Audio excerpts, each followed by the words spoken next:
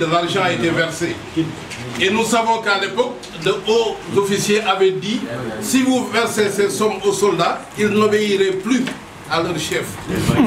Et ça, c'est constant, on a la preuve. Donc il y a bel et bien de l'argent qui est venu des milliards.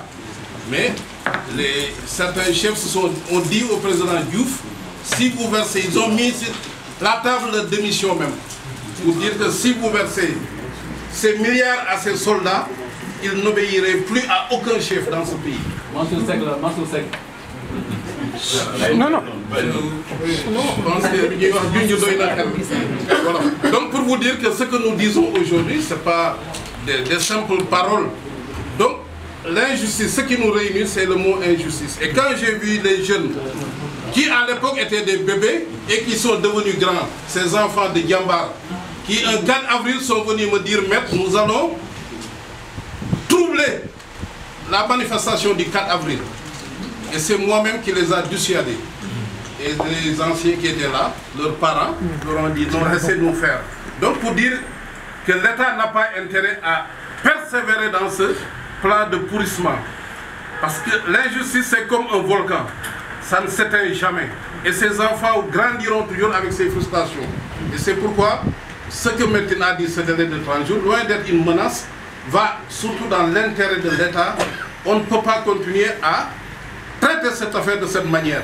Et il a dit au-delà de l'indemnisation des Nations Unies, mais il y a l'Arabie Saoudite. Vous-même, quand vous conduisez quelqu'un dans votre véhicule et qu'il y ait un accident, mais vous devez indemniser.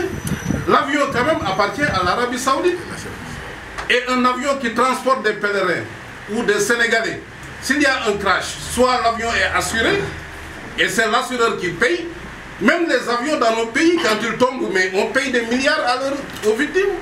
Mais d'abord, l'Arabie Saoudite n'indemnise pas, ou s'il a indemnisé, on a détourné cette indemnisation. Les Nations Unies instituent une commission et nous avons la liste des pays qui ont été indemnisés.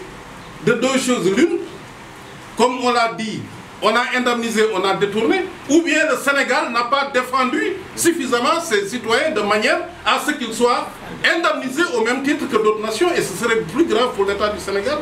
Et dans ce cas même, l'État engage sa responsabilité et doit indemniser à la place des Nations Unies parce qu'il aura failli.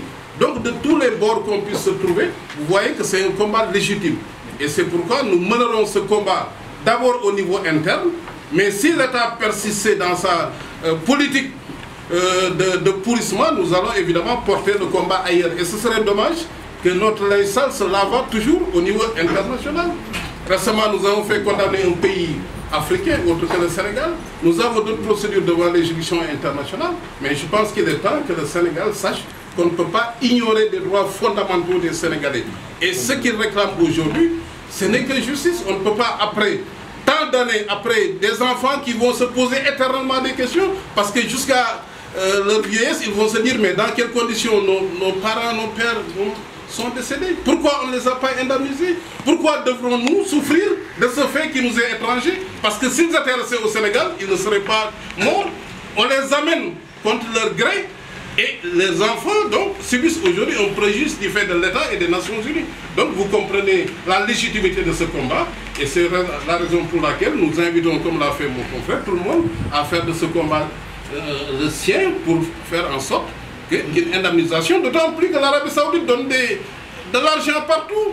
Vous ne pouvez pas, de par votre avion, causer un préjudice, aller donner des aumônes à d'autres, alors que vous devez de l'argent à des djirims, parce que c'est des djirims. Même l'islam recommande vraiment qu'on aide des djirims. Ces enfants qui ont grandi sans papa, ils sont des djirims. Donc on ne peut pas concevoir. Moi-même, j'ai interpellé l'Arabie Saoudite, mais je sais qu'ils sont extrêmement gênés dans cette affaire. Donc c'est la raison pour laquelle, une nouvelle fois, nous espérons que nous tenons à dire aussi que nous serons à vos côtés des familles. Nous serons jusqu'au bout pour que cette injustice soit réparée et pour que vous puissiez faire votre deuil et que cette injustice, évidemment, ne se transforme pas en une sorte de colère qui peut exploser à tout moment parce que l'injustice est source de frustration. Laquelle est source de violence.